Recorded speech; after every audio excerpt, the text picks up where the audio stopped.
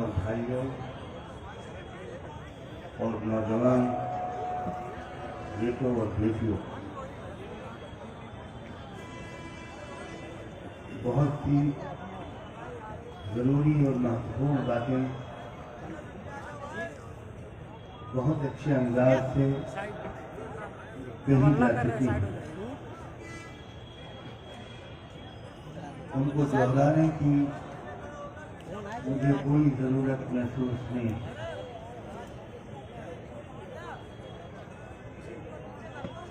एक बात पर हम सब सहमत हैं और सिर्फ हम सब नहीं, शायद देश के 80-90% लोग सहमत हैं कि देश में परिवर्तन की जरूरत है, देश में भी और प्रदेश में भी।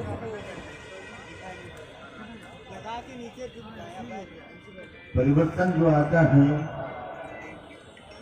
उसके बारे में एक बात जरा मैं आसान शब्दों में बहुत मोहब्बत के साथ आपको समझाना चाहता हूँ या आपका ध्यान उसकी तरफ आकर्षित करना चाहता हूँ। परिवर्तन बाहर की दुनिया में बाद में आता है, पहले अपने दिल और दिमाग में आता है, पहले अपने हृदय में, अपनी सोच में, अपनी विचारधारा में और अपने व्यवहार में आता है।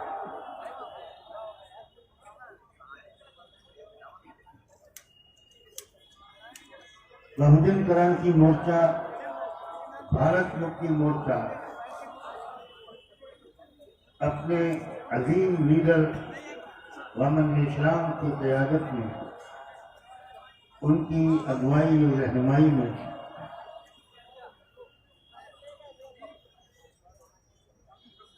जो अनथक मेहनत विचारधारा में परिवर्तन लाने में के लिए कर रहा है, उसके परिणाम पूरे देश में मैं अपनी आंखों से देखता रहता हूं।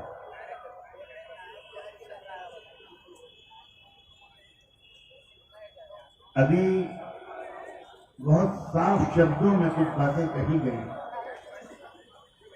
खासतौर पर हमारा अजीज नौजवान साथी विकास पटेल ने, चौधरी विकास पटेल ने बहुत साफ शब्दों में कहा कि मुसलमानों से जब हमको लड़ाना हो तो हम तुम्हारी नजर में बहुत बढ़िया हिंदू होते हैं।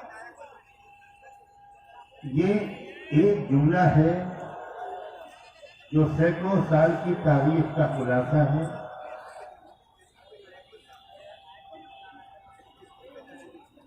और ये सिर्फ एक अकेला ये मंच है,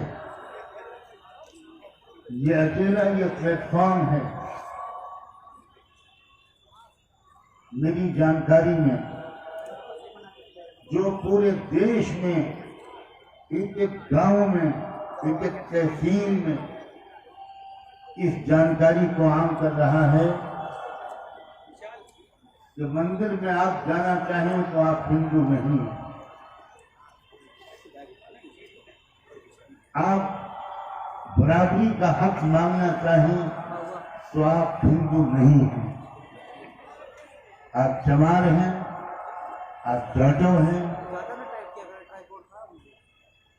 आप ओबीसी हैं, आप कुर्मी हैं, आप ये हैं और आप वो हैं।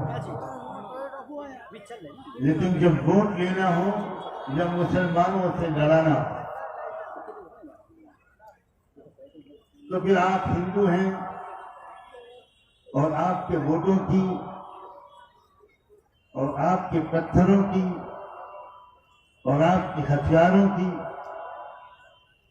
और अपने पूर्वजों से मिली हुई आपकी बहादुरी की सख्त जरूरत होती है कुछ लोगों को।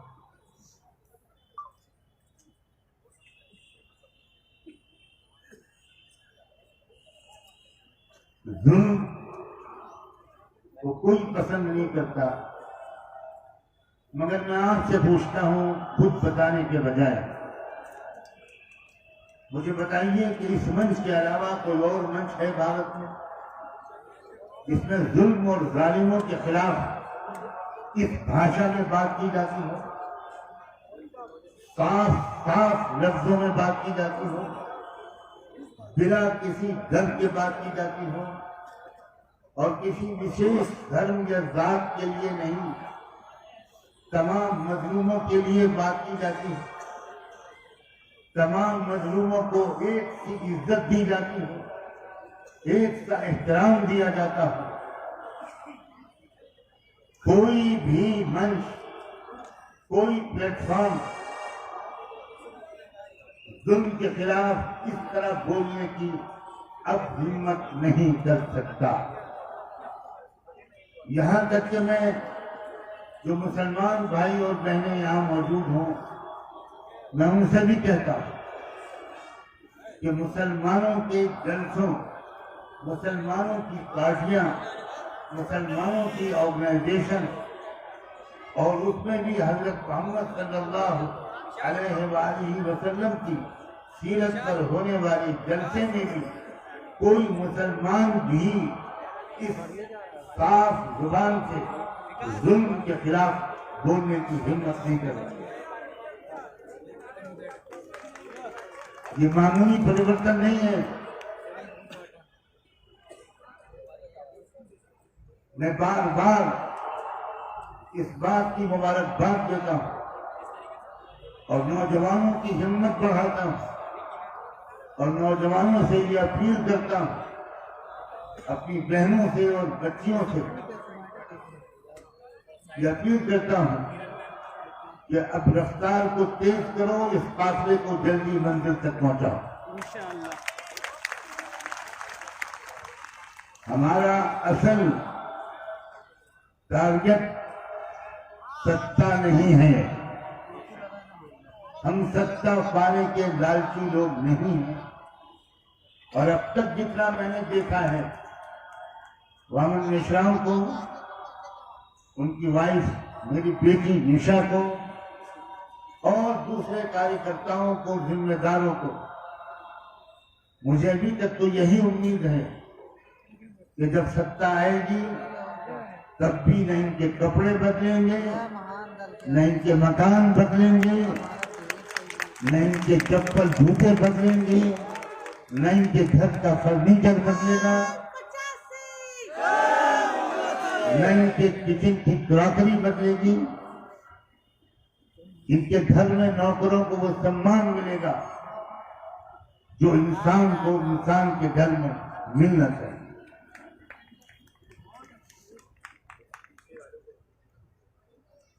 इस्लाम, मैं मुसलमानों से खास तौर पर कह रहा हूं, सिर्फ नमाज पढ़ लेने और रोजा रख लेने का नाम नहीं। नमाज पढ़ना हर वक्त अपने आप को रिचार्ज करने के लिए होता है, और जो वाकई पाबंदी से नमाज पढ़ते हैं और दिल लगाकर नमाज पढ़ते हैं, वही जानते हैं कि उनको हर नमाज से क्या बल मिलता है, क्या हौसला मिलता है। लेकिन कुरान ने नबियों के भेजने, हजरत मोहम्मद साहब को भेजने और कुरान के उतारने का मकसद ये नहीं बताया सिर्फ कि नमाज पढ़ो और रोजा रखो, बल्कि साफ साफ उलमा खासतौर पर खुदा करे कि सुने और याद रखें, कुरान की सूरह हदीद में आया है, लक़द अरसलना रुसुलना बिल-बय्यिनात व अंज़लना मअहुमुल किताब वल मीज़ान। और मेरे माता और पिता ने जो मुझे तरबियत दी थी, जिसको बहुत तफसील से वामन मिश्राम जानते हैं, उन्होंने मुझे जो एजुकेशन दी थी वो ये की थी कि बेटा, जिंदगी का उद्देश्य होना चाहिए कि इस देश में, कम से कम इस देश में और यहाँ से शुरू करके विश्व में इंसाफ का निजाम कायम। ये तुम्हारी जिंदगी का मकसद होना चाहिए। वो आखिरी बीमारी में जब दुनिया से जाने से चंद दिन बाकी थे उनके, उन्होंने मुझसे कहा कि याद रखना तुमने मुझसे कुछ वादा किया था, तुम पलट कर कभी इस कमीनी दुनिया की तरफ मत देखना, किसी ओहदे और इज्जत की तरफ मत देखना, किसी बड़े आदमी से मरूब मत होना, तुम गरीबों को देखना, तुम मजलूमों को देखना, तुम देखना कि चारों तरफ इस मजलूमों की मेजोरिटी है। आज जिनको बहुमत वाले कहा जाता है वो बिल्कुल झूठी बहुजन बहुमत है। बहुमत जो है वो तो बहुजन समाज की है, वो तो मजलूमों की है। लेकिन मुश्किल ये हो रही थी कि अब तक मजलूम समाज के लोग अलग अलग संघर्ष कर रहे, मुसलमान अलग संघर्ष कर रहे थे, सिख भाई अलग संघर्ष कर रहे थे, बुद्धिस्ट भाई अलग संघर्ष कर रहे थे, क्रिश्चियंस अलग संघर्ष कर रहे थे, लिंगायत अलग संघर्ष कर रहे थे, शेड्यूल कास्ट के और शेड्यूल ट्राइब के लोग, ट्राइबल लोग ये अलग संघर्ष कर रहे थे। खुदा भला करे बाबा साहब अम्बेडकर के फिलॉसफी को लेकर फिर से खड़े होने वाले काशीराम जी से मेरी मुलाकात 6 बार हुई। 4 बार वो खुद मेरे घर पर चलकर आए, एक बार मेरी मुलाकात 6 घंटे तक लंबी हुई। उस वक्त मैं उनसे बात करने में ये कहने लगा था कि भारत में 2000 कौमें बसती हैं और प्रोपेगेंडा ये कर दिया गया कि 2 कौमें बसती हैं, हिंदू और मुसलमान।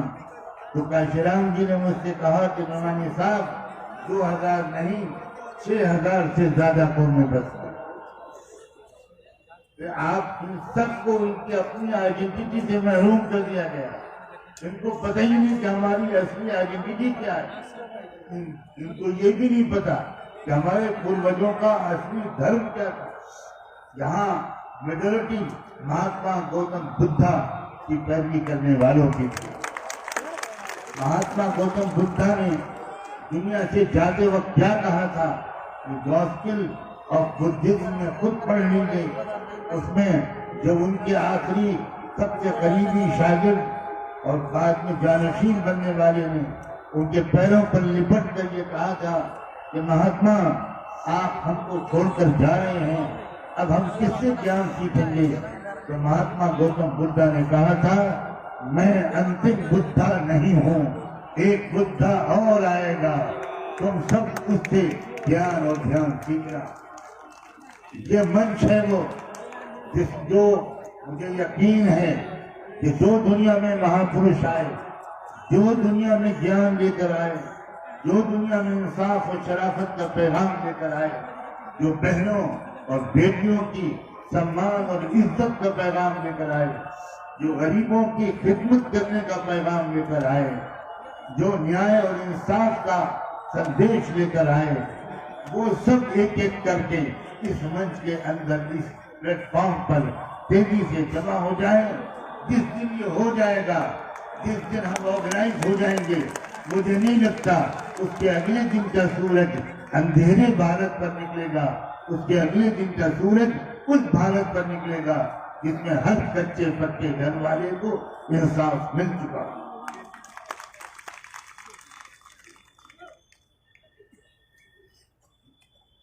समाज में परिवर्तन पहले आता है,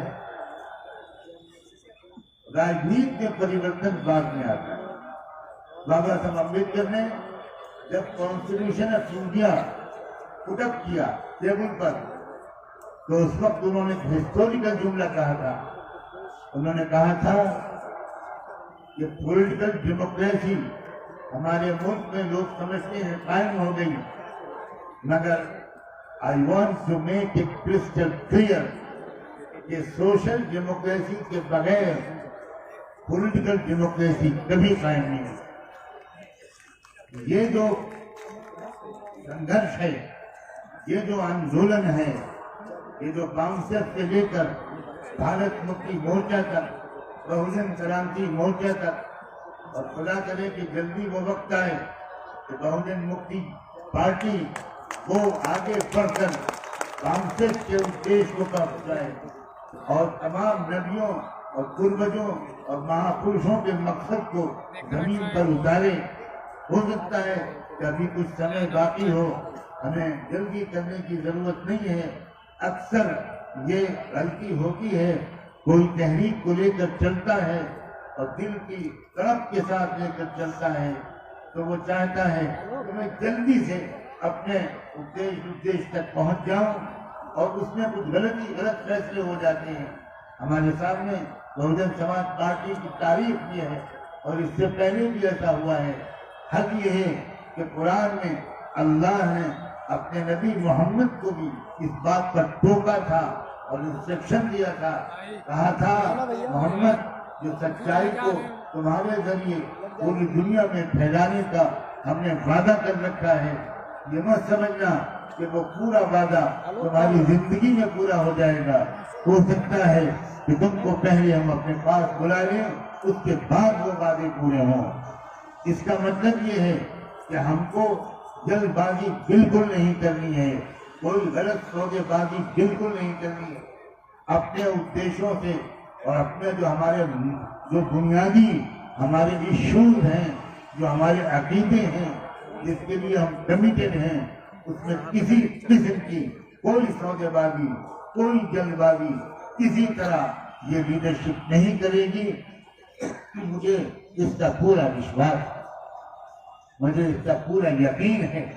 और आपसे बस मैं आखिरी तौर पर यह अपील करता हूँ अपने नौजवानों से, बच्चों से, बच्चियों से, अपनी प्यारी बहनों से कि अपनी पूरी शक्ति, अपने रिसोर्सेज का बड़ा हिस्सा, अपनी नॉलेज, अपने इल्म, अपनी बुद्धि, अपनी समझ, अपने अनुभव, अपने तजुर्बों का पूरा निचोड़ इस तहरीक के साथ लगा दीजिए और यकीन कीजिए कि अगर हम नहीं तो आप, हमारी और आपकी नस्लें एक दूसरे भारत में जिएंगी, जो भारत खुशहाल होगा, जो भारत पुरअमन होगा, जहाँ शांति होगी, जहाँ भाईचारा होगा। कितना अच्छा लगता है ये मंजर, ऐसा मंजर देखने को आंखें तरसा करती थी, जहाँ सिख भी हों, ईसाई भी हों, क्रिश्चियंस भी हों। बैकवर्ड जिन्हें कहा जाता है, मुझे तो ये लफ्ज भी एक गाली मालूम होता है। कैसे बैकवर्ड है वो भाई?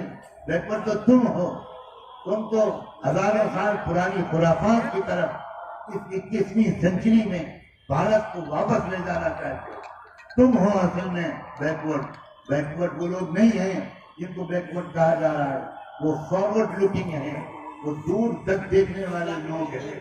अब वो ज्ञान, जो समझदारी, जो हिम्मत, जो विल पावर इस तहरीक की बदौलत अपने नौजवानों में देख रहा हूँ, तमाम समाजों के, उससे रोज बरोज उम्मीद बढ़ती है। मैं कभी पहले भी मायूस नहीं था, लेकिन रास्ता नजर नहीं आता था। मैंने किताबें इतनी पढ़ी कि मैं ये तक कह सकता हूँ कि बाबा साहब अम्बेडकर के कलम से निकला हुआ कोई जुमला जो छपा हुआ हो इंग्लिश में, वो मैं न पढ़ चुका हूँ, मैं ये शायद न मान सकूं। मैंने 3-4 साल अपने पिताजी की हिदायत पर उनकी किताबों को पढ़ा। मेरी उम्र 13, 14, 15, 16 साल की थी, लेकिन मुझे कोई प्लेटफॉर्म नहीं मिल रहा था और कुछ समझ में नहीं आता था। और मुसलमान बड़े बहकावे में थे, और ये सेकुलर है और ये कम्युनल है। बस इसी जाल में एक खास मनुवादी सोच ने बड़ी चालाकी के साथ बांट रखा था समाज को।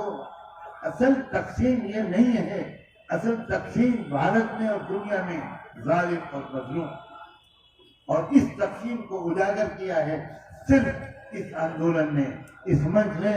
इसीलिए मैं, मेरा पूरा परिवार, मेरी पूरी बच्चियां, मेरा बेटा, मेरी पूरी फैमिली, मेरे स्टूडेंट्स, ये सब लोग जानते हैं, बाबा मेश्राम भी जानते हैं और निशा भी जानती हैं कि किस तरह पूरी फैमिली इस तहरीक के साथ, ये जान के साथ लगी हुई है। बस मैं अपनी बात इसी बात पर खत्म करता हूँ और उम्मीद करता हूँ कि बहुत तेज रफ्तारी के साथ आने वाले दिनों में ये तहरीक बढ़ेगी और प्रदेश में ऐसी काया पलट होगी जो उसके बाद दिल्ली का नक्शा बदल जाए।